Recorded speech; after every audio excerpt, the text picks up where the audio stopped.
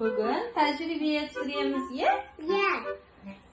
Bugungi жүргізушілер men Balg'abekova Gulmira және Сычанова Адина.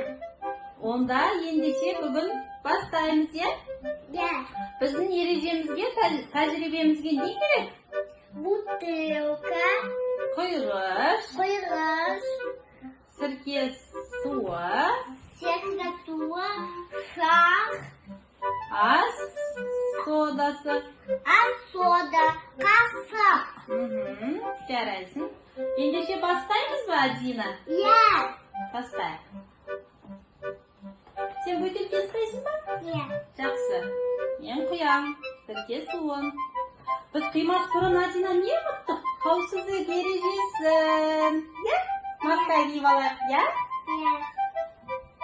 Ендеше екеуміз құямыз. Қауіпсіздік ережесін міндетті түрде сақтау керек, я, Адина? Маска киеміз, қолғап киеміз. Сосын сірке суы міндетті түрде 9% болу керек.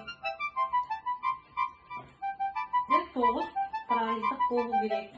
Балам, енді біз шарикті аламыз, құйғышты бұлай қоямыз. Енді ас содасын сала қой.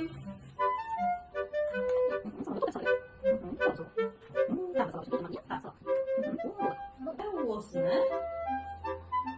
біз жаңағы бөтелкемізге қоямыз. Ала қой. Ішіне ас содасын төгеміз. Не істеп жатыр? Не отыр, Адина? Не істеп жатыр, шарик?